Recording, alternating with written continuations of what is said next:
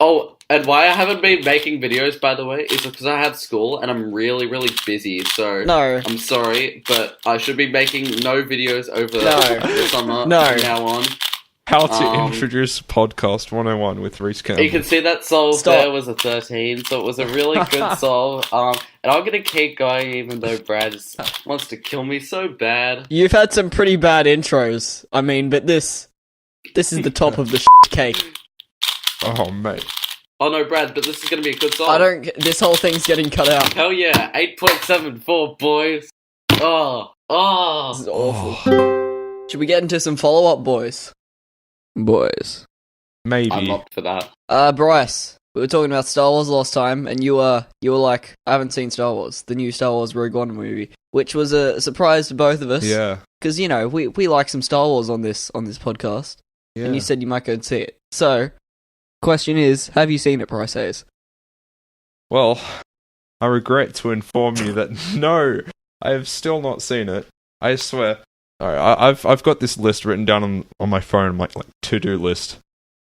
And that's usually stuff like homework and work and stuff. I'm literally going to write this down right now. I need to watch it. Oh, Don't know how I forgot about it. That is disgraceful. You know what? I've got nothing to do tomorrow afternoon, so I'm going to find There a we dodgy go. website to watch it. I just realized that, like, that one episode where I don't know if all you listeners out there kind of realize this, but we had an episode a while back where I think we talked about Star Wars: The Force Awakens. God, that must have been ages ago. But yeah, so we did spoiler talk about that, and Bryce left the call for some reason in that. So me and Brad were just like talking the entire time and hoping people didn't realize that Bryce had suddenly disappeared. They probably didn't realize, but so it's almost fitting for this episode that Bryce hasn't seen it, because we're kind of continuing the trend, aren't we, Brad? Yeah. It's a very I guess disappointing but very satisfying trend at the same time. You guys would probably be surprised. I used to be a Star Wars freak. Like, right now I've got a Star Wars poster above my monitors. I have a Rogue One poster. It's the best. And if I look over to the right, I've got I have a Yoda figurine and a little Yoda plush toy and a little lightsaber thing. So, whoa. I don't know why I haven't watched it. Am I buying these things for no reason? You honestly seem like you're in grief right now. I know. Yeah, I can feel it. My heart. This is a tragedy, honestly. Alright, we need to follow up on it next time. Yeah. And we'll get your thoughts on it, because it's been a divisive movie, Bryce. Yeah. And we need your thoughts on it. The world is waiting for your voice. I'm ready. Also, in some big follow-up from Mega Minx Win, who is, adjacent to the show. We all love a bit of Mega Minx Win in our life. He was talking about HK Now store. He said, I bought from them once and jokingly said, draw a dinosaur on the package. When the package arrived, there was a little cartoon dinosaur on the package. I'd say that's pretty top-notch service right there. That is top-notch service. Like, honestly, that is quality customer service. What do you reckon the limits are with this? What do you reckon the limits are? If you said do a cartwheel, would it come attached with an SD card of a video of him doing a cartwheel? Yeah, as long as it doesn't go too far. If you know what I'm getting at. You can say, just chuck me a guanlong. Just chuck me. You know? Maybe. I know you've got thousands on the floor. Give me a lunch wrapper. Just ask for some, like, crackers or something. Yes. You know, stale biscuits. crackers. But no. I gotta say, if you want a cubing store who are very serious about their dinosaur drawings, then I reckon you should go and check out HK Now store. I mean, really, that's the only axis along which you should be judging a cubing store, is their willingness to draw a dinosaur in your package. Of course. Just goes to show HK Now store is the best cubing store. I mean, not many stores would do that, so I know what you're saying. Speaking of HK Now store, I did not use them to buy a cube. Whoa. I bought a cube, which is the big thing, because I haven't bought a cube in like forever, and it was a Volk. And whoa! You got a Volk? I got a Volk. Careful listeners will have heard last episode, I was like, I want to get a Volk. And then after we finished recording, and I was like, let's get a Volk. I got a Volk. and it's in my drawer or something. Yeah, that's just like $26 down the drain. He opened a cube and then put it in his drawer, never to be seen again. Oh no! Here's the thing, right? There's a big getting it out. The dulcet tone.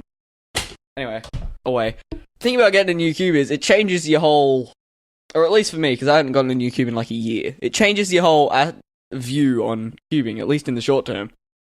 You know, I've been doing a lot more solves on this thing. I must have, done like 1,000 solves in the last 2-3 weeks ish. Just because I got a new cube and it's fun, and that's what you do. Huh. Yeah. Yeah. Whereas before I was doing like no solves. Brad is the most dedicated keeper on this podcast. Yes. So the thing is, like when people say hardware doesn't matter and stuff, and you shouldn't get a new cube, a lot of them is talking about how cubes themselves, don't change that much. Like, as if you get a new cube, it's not going to be that much different than the one you already have. So if you've got a semi-decent cube, don't waste all your money. For God's sake, haven't we talked about this subject for about every single episode so far? Hang on, Reese, hang on. Maybe the thing is in the person. Yeah. Maybe if you get a new cube, it changes you. Oh! And then you just solve more, and then you could get faster and stuff. Anyway, that's all I wanted to say on that. Just, I got a Volk. Yeah. That's like the Cool. the Erno Rubik quote. We do not twist the cube twists us. I hate that quote. So Okay. Oh, on the topic of speaking about stuff that we've already spoken about, I just have to talk about this for a second. Whenever I do these podcasts, I am paranoid that I will say something that I've already brought up, like an analogy or just a story or something. I just feel like all of my viewers are probably cringing, going, "Oh no, he's already talked about that 5 times." Bryce, can you relate? Well, I don't talk enough. Well,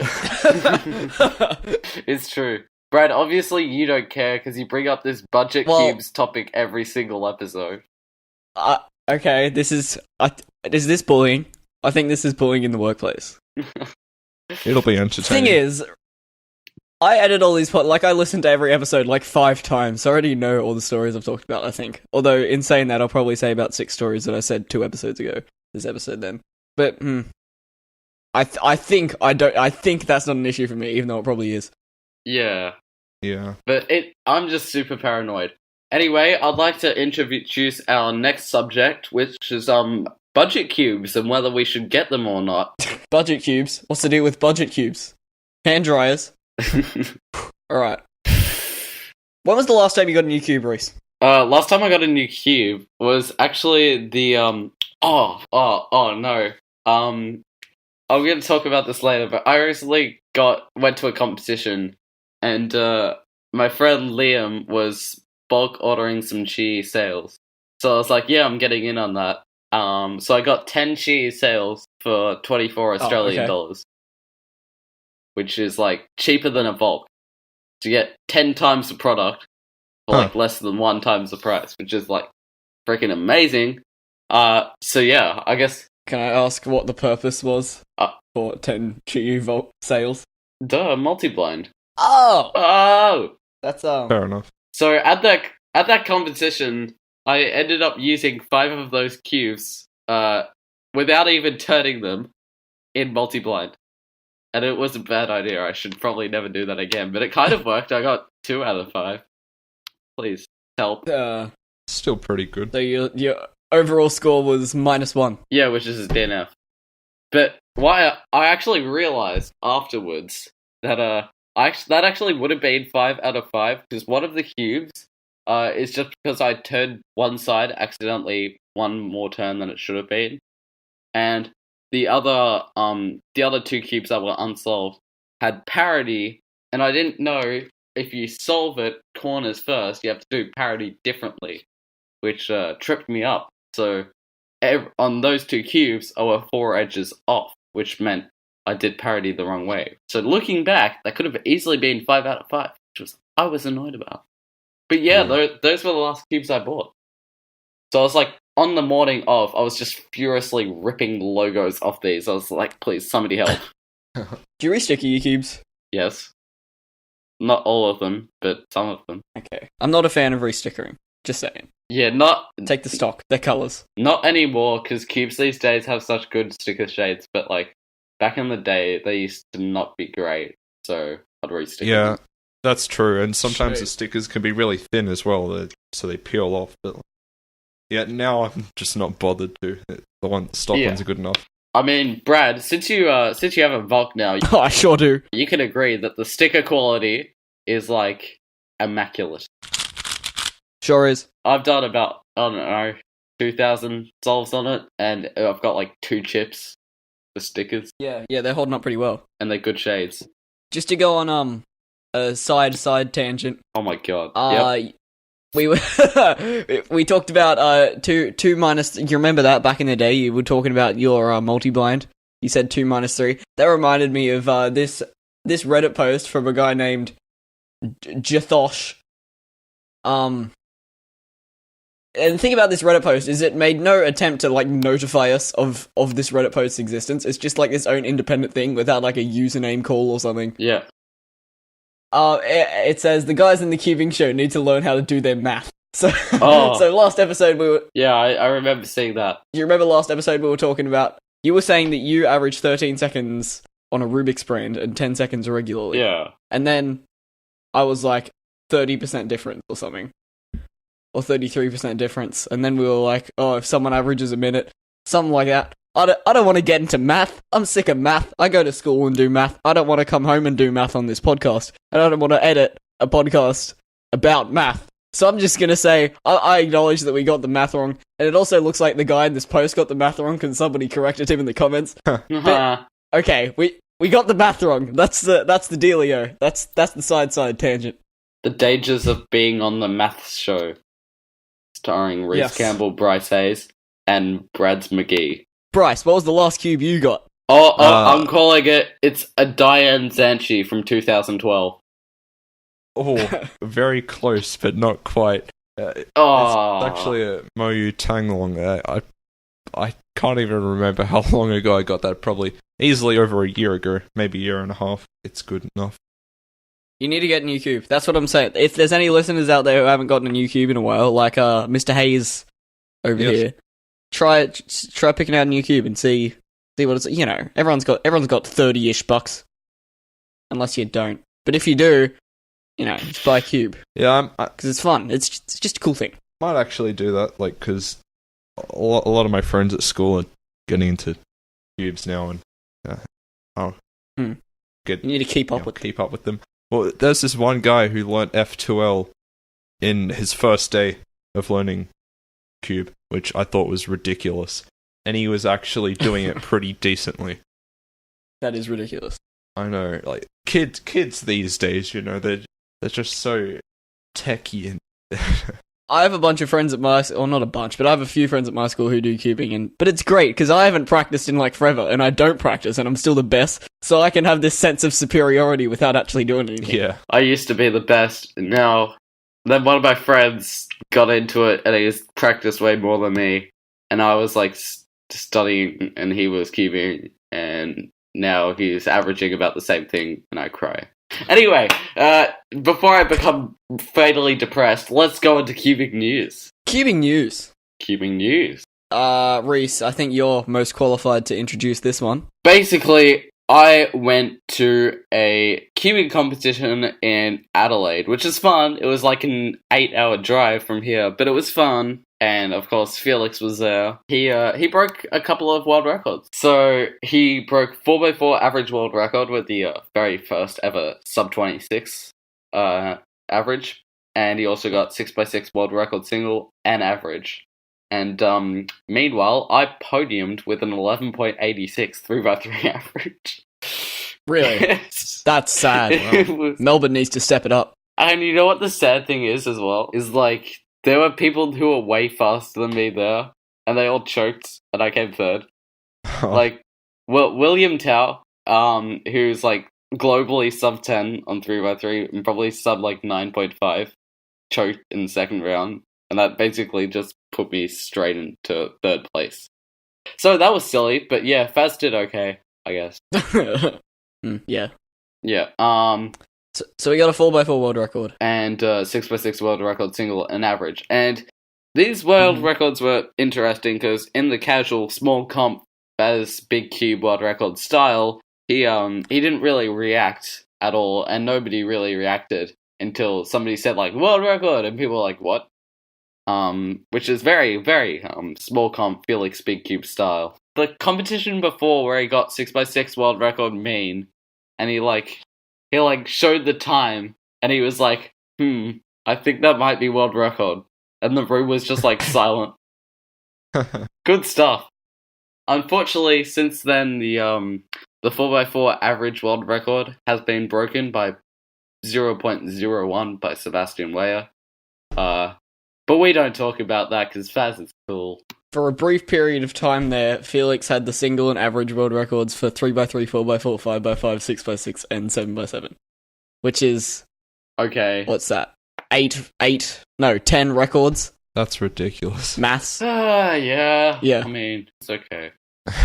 Meanwhile, I podiumed with an 11 average. Come at me, boys. Yeah. Question for you, Reese. How many of Felix's world records have you witnessed? Oh my god, too many to count. I mean, I'm from the same state as him, obviously. So I go to a large majority of the same comps with him. So hold on, I might be able to just calculate this. Just give me like 3 seconds. More than 3 seconds. More like a minute or two. Oh no, but this is too hard to work out. No, this is... Shouldn't have asked the question. Yeah, you really shouldn't have. But yeah, a lot of them, to be honest. I've even judged and scrambled a couple, which is cool beans, if I do say so myself. Nice. I think I've witnessed any of Felix's world records. I think I've gotten really unlucky. Like, there's a couple of competitions that go over a 2-day period, and I just didn't come on the second day because I didn't have any events on then.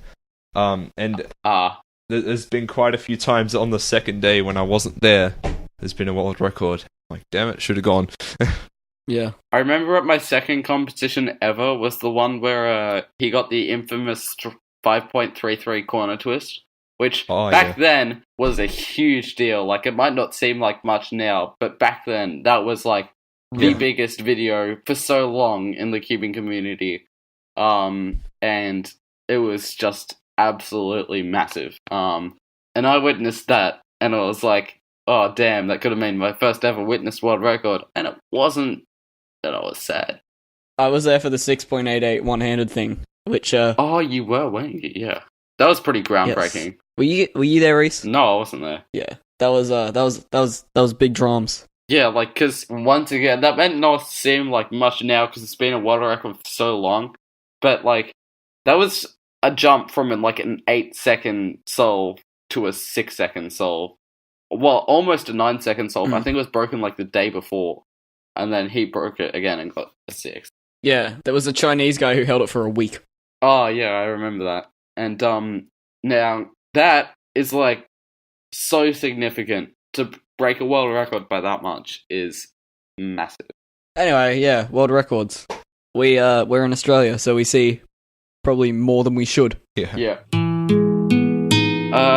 Yeah, okay, I'll do this one. Okay. So, because the Cubicle and Gans were both going broke and no Cuba were using either of the companies, they decided to join up and make a new revolutionary ultimate product to rule all the other rings. This is the Gans UM, or Ultimate Magnetic. So this is obviously off-sprouted from a Chris Tran's original magnetic cube idea that we've discussed a couple of times, and they've gone together with Gans and created a Gans magnetic cube, which I believe, if I'm not mistaken, Felix is actually using as his main 3x3 right now. Ooh. Cool. Can I just say, the term ultimate magnetic, don't like the ultimate in there. What's the ultimate doing? What does that mean? Just magnetic. You know. Should be ultimate 360 swag magnet. Yeah. Why stop at just one adjective? Why not, ultimate spinny clockwise muscular cube? I don't know. But yeah, this is a big thing. It's mass produced, so you can buy one. It is expensive because it's a magnetic cube. It's $50 US. Yeah. Which, to be honest, like, isn't that bad considering Gans got together with Chris Tran, and like the Waylong GTS was already $50, and we all know Gans love to bump up their prices so they can have a fun time at the bank. So $50 is actually pretty reasonable for a magnetic Gans cube. I think we can all agree there. Yes, I'll say I agree with you. Yeah, cool. But just letting you know, I'm not buying it unless it comes with that shiny metallic replacement spring. Yes, I'm not buying it unless it comes with a dinosaur drawn on the package. Cubicle doesn't do that for you, huh? HK now still master race. Well, how about we should publicize this video as much as we can and get somebody to order this cube and get a dinosaur drawing on the package and like upload a video of it. So yeah, take it as given that none of us are going to be buying this cube because it's hella expensive. Although, I do have some interest in getting a magnetic cube now because, taking over the world, mate. I've felt a couple of magnetic cubes and I'm just genuinely like not a fan of them, to be honest. I thought I think the magnetic cube and pyramixes are decent enough because those are cubes that already kind of require, they don't require, but they're used to having kind of like ball bearing mechanisms and things like that, clicking mechanisms. With 3x3, I've tried a couple of magnetic cubes and I really do miss that like flow, especially with the Valk. Like Valk is really stable and it has that flow. You know what I'm talking about, Brad? Yeah, the flow. That's a hip hop thing. To be honest, when I tried the magnetic cube, it kind of just took that a little bit away from me. Does it feel much different to a normal cube? No, it really feels quite similar. And to be honest, when you're turning fast, it kind of feels like a regular cube just without that flow. Do you reckon you could feel the difference at a blind test? Yes. Okay. Yeah, because if you turned it slow and like felt it snap into place, it's not like the magnets are undetectable and it's some invisible force that's making my cube really bad. Well, no, it's not bad. It's decent. In fact, it's good. It's just not my style. But yeah, obviously I'll be able to work them out on a blind test. Yeah. Okay. I need to try one at my next competition, whenever that is, because, taking over the world, mate. # putting the speed back in speed. Woo! Nice. It's also interesting to see the Cubicle collaborating with, like, a manufacturer like this. When was the last time you saw, speedcube.com.au isn't going and making Diane cubes. It's a thing we haven't seen before, a store collaborating with a manufacturer. Yeah, not really. I'm just interested to see, because mass-produced magnetic cubes, it's only going to get cheaper from here. Yeah, that's true. Like, once the idea is initially out, it'll be pretty expensive, but... I'm just a little bit scared as well, because if you know me, you kind of know I'm a bit of a traditionalist. If I hand over this Rubik's Cube to a random person, they go, this has magnets in it? I'm going to be like, yeah. They're going to be super confused. And it saved me 5 minutes of discussion. That's really the biggest issue with magnetic cubes, is that it incites discussion, which is often not wanted. For introverts like me, discussion, not good. Mm-hmm. Not good. Yeah, so that's magnetic cubes. Cool. We had an email from a guy named Reggie this was about 2 months ago. So, soz Reggie. It'll probably be 3 by the time this is released. Yes, maybe 4. He says, do you cube in public? If you do, is it showing off? Or like at school, I guess, is an extension of that. So this is a really kind of touchy subject. Has really changed my opinion about it over the last, very long time. It really does depend on the time of everything. Whether my interest levels are high on other things, or whether I'm bored out of my brains and I have a cube with me. But generally, no, I don't cube in public. And is it showing off? No. Although other people are like, whoa, all the time. And for introverts like me, you want to stay away from that stuff. Again, not good. It might spark up discussion. Discussions are your own enemies, kids. Oh dear. I guess it depends. Like, if you're just cubing because you're bored waiting for a boss or something, just do a quick few solves. I mean, that's not really showing off. But if you're purposely going around turning extra fast to try and get attention, then yeah, I would consider that showing off, but I don't think many people do that. I used to do all the cubing at school and stuff because, chill out at lunch, solve a few cubes. Yeah. Go back to math class, and yeah. But then the problem is you become the Rubik's Cube guy, and now I am the Rubik's Cube guy, which is I don't want to be the Rubik's Cube guy. No one wants to be the Rubik's Cube guy, but now it's see him, he can solve a cube. It's the thing people know about you. Yeah, that's true. Yeah, which is why I kind of separated myself from that. Whenever people refer to me now, it's usually something about music, because music's fun. Who likes music? I like music. You like music? What the hell was that? I guess that answers your question from Brad. No. Yeah, it really does kind of suck being the cube guy.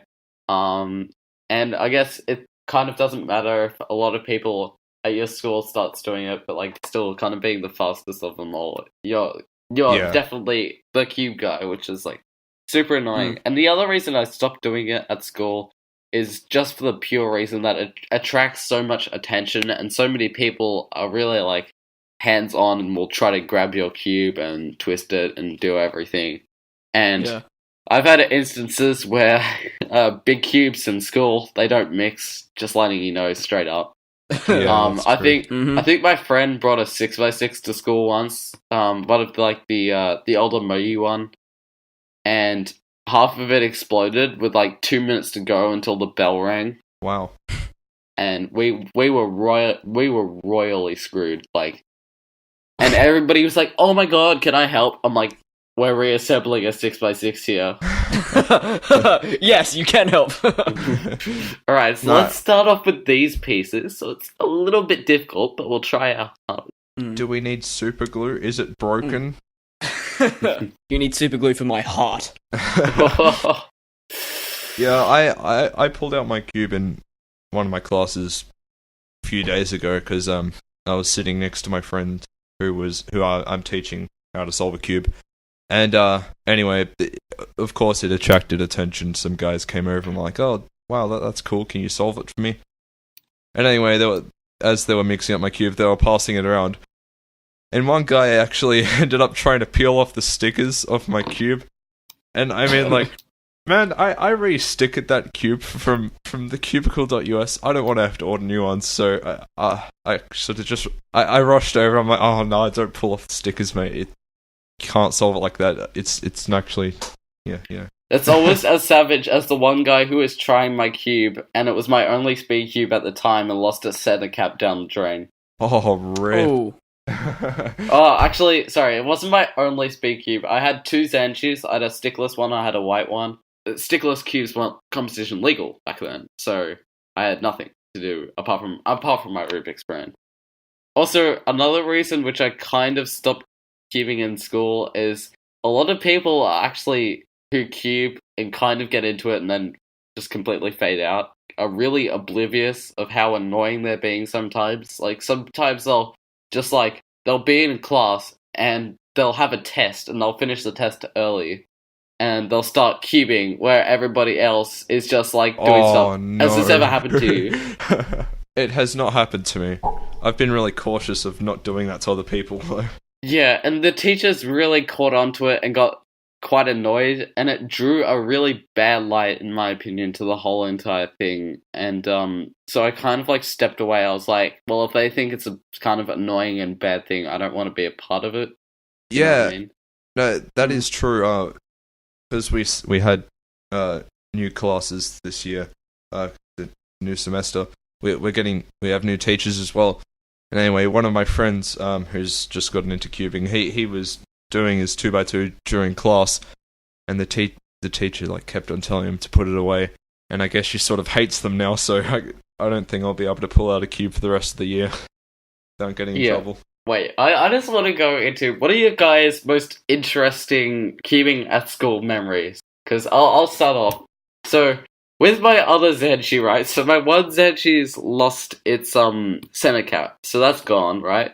And then I have my stickless Zenshi, and I'm cubing one day, and I'm cubing on the second story of this building, and it leads out onto the street, and it pops, and pieces go over and outside of the school. And I was like, no, because I was in like grade 5 at the time, and you can't go outside school until it's like the afternoon. And I was like physically attached because like one of the first days I had these cubes. I was like, oh no. So basically, me and my good friend at lunchtime, we made this like super spy espionage trip to outside the school and back to get the torpedo that went missing. That's amazing. I know. It was scary at the time, but it was well worth it. Well worth it. Get caught outside of school. What are you kids doing? Finding a Rubik's Cube, miss. What's that you're hiding in your pockets? Torpedo. Also, here's the cocaine. Bryce, what's your most interesting cubing at school story? To be honest, I haven't got too many. One that happened recently. Have you guys heard of those glasses that if you put them on and you're colorblind, you'll quote unquote see true colors? Yeah, I've heard of them. Mm. There was this guy at our school who got them, and he was colorblind, so he started wearing them around. He thought it was awesome, and he got talking to his science teacher about it. So they were just walking around the school with trying to find people who were colorblind so they can show them these glasses. And anyway, I offered him the cube to say like, oh hey, this has got a lot of colors on it. Like you can go and show colorblind people this cube. It's a good example. So I hand it over to him, and he just instantly drops it. Like after about a second of it having it in his hands, he just drops it and it just falls to pieces on the ground. And he starts freaking out like, oh, I broke it. I'm so sorry. But yeah, that's one that happened recently, I guess. One of my only ones is when I was like initially getting into cubing before I had a speed cube. That's what you do. You just walk around school with your cube, like, because I can solve a cube. And so I'm just walking around and I see some kid with a speed cube. I don't know this kid, but he has a speed cube. I didn't know. This is before, cubing is a thing at some schools. When one person gets into cubing, then a few other, and then eventually it's a thing. Yeah. This is before it's thing status. So I just see a kid with I think it was a Zanchi, a mini Zanchi, which is, at the time, top notch. Yeah, like, when my friends got into cubing, I remember some kid brought a V-Cube 2, and I remember picking it up and turning it and being like, this is the best cube ever. There's no getting over this. Like, this is perfect. Oh my god. And so, like, I really wanted to try this guy's cube, because I hadn't tried a speed cube before, and I was, like, excited for my first time. And I tried it, and I was gentle. Shut up. But it was a good Zanchi. Eventually, I think I got my own Zanchi and stuff, and then we became nerd pals. Nice. And after that, it became thing status, and sort of a lot of people became to solve. But yeah, that was just a weird thing, Yeah. Seeing a cuber in the wild. Sorry, I just realized this really cool analogy. Cubing at school is like memes, right? So you start off with this meme, and you see like one guy post this meme, right? And you're like, that's the funniest meme I've seen ever. Laughing, crying emoji, who did this? Right, you know that. And then that'll get shared to like 2 other people, and they'll be like, hell yeah, this is the best meme ever. And then that gets forwarded to like another bunch of 4th graders, and they look at it, and they start walking around the school. And before you know it, 5-year-olds are dabbing. Oh no! I saw a little kid at Woolworths dabbing this afternoon. I was cringing. I'm like, man, it's not a thing anymore. Please stop. I'm just imagining Bryce going and like shaking him on the shoulders and going, "Stale meme, stale meme." No, I remember. You guys know Big Bash, right? It's the 20 over cricket here in Australia. The variant states play between states, and it's very interactive and everything. It's one of the more interactive kind of sports that happen, so there's a lot of crowd involvement and everything like that. So you get, like, your kiss cams and hug cams and things like that. And, like, one of the cams was a dab cam. Oh dear. And it would just focus on every white 12-year-old that they could find. Oh. And it was the most cringe-worthy thing. And literally everybody that I talked to, I was like, yo, so what do you think of the Big Bash game? And they're like, yeah, I went to see it. I was like, whoa, what do you think? And it was like, yeah, it was great apart from the dab cam. I'm like, hell yes. No, please, if you're still dabbing. What if you're doing it ironically? What are your thoughts on the ironic dab? Oh, that's fine. Yeah, for sure. That adds a bit of spice to your joke. Make a really bad pun, you can just chuck in the cheeky dab at the end there. Yeah, it's funny, you know, it seems that a lot of old memes are coming out, like, just out of complete irony, like, the D's nuts meme is, like... I shouldn't be laughing at this, but there's this one guy who I'm following on Instagram, and then one day he decided to just post, like, 20 videos of they were all D's nuts memes, and I'm like, oh my god. So yeah, cubing in public. How did we Starts a get meme, to... ends as meme. We went from cubing in public to ironic memes. Alright. But is it showing off? No. In general, no. One of the main reasons that I don't cube at school anymore is because, you know, if I was invisible when I was cubing, then that's, you know, I'd do it. Yeah. But when people see, like, that cube shape in your pocket, and they're like, oh, you're the one, right? You are the one. You're the chosen one. Who can solve a Rubik's Cube. You need to solve... Then it's like, this feels icky. This doesn't feel good. It's bad. And it feels like it's showing off to some people, even though, I don't know. It feels like it's showing off to me, even though it might not be. Yeah. It really does depend on context. Generally, a lot of people kind of may take it as showing off. I've actually never really had anybody, like, walk up to me while I was cubing and could be like, that's showing off, stop doing that. And probably not many of you have. But I think it's definitely, like, a subconscious thing that people realize, which is why I don't really cube in public. What about, like, is there a difference if you're going out into the city or something? Is that different from school? Good. That is a really good point. Yeah. Because a lot of people do those things where they, like, do compilations of them solving cubes in different and exotic places. And for sure, go ahead and do that. That's not showing off at all. I mean, your audience is essentially a YouTube audience or whatever. It's not the city audience. Yeah. And there are probably people doing weirder things in the city anyway, apart from, you know, in school it's just this stimulationless hellhole. Yeah. Where any abnormality is seized upon. But if you're in the city, it's like, oh, you know, there's a dude playing a trumpet on a bicycle over there. Who cares? And it really does depend what you're calling showing off, because if you think of showing off as just like somebody doing something really impressive for the sake of it being really impressive, that's like saying people turn up to a concert to see a really famous pianist and he plays a really good piece really well and he's quote-unquote showing off. Yeah. People aren't paying to see your cube, though. Well, duh. It's an analogy. I take issue with your analogy. But, Aww. you know, even still, even if you're in the city, it's like, I don't like this attention. And it really depends who you are. If you're fine with attention, then, you know. Yeah. If you thrive with people asking you asked questions about... Is that a 10 by 10? Exactly. If you thrive in those scenarios, then go right ahead and cube away. But I don't think any of us are that person. Yeah. Well, speaking of... I'll just quickly throw this in there. Speaking of weird people doing weird things in the city, last time I went to the city, I saw a guy busking, and I swear he was wearing the same alien suit as that iDubbbz dance. And I pointed over, I said to my friend, is that the iDubbbz suit? And we just started laughing. by the way, guys, I should be making new videos soon, so please hit that notification button, like, subscribe, and comment. Anyway, thanks, bye.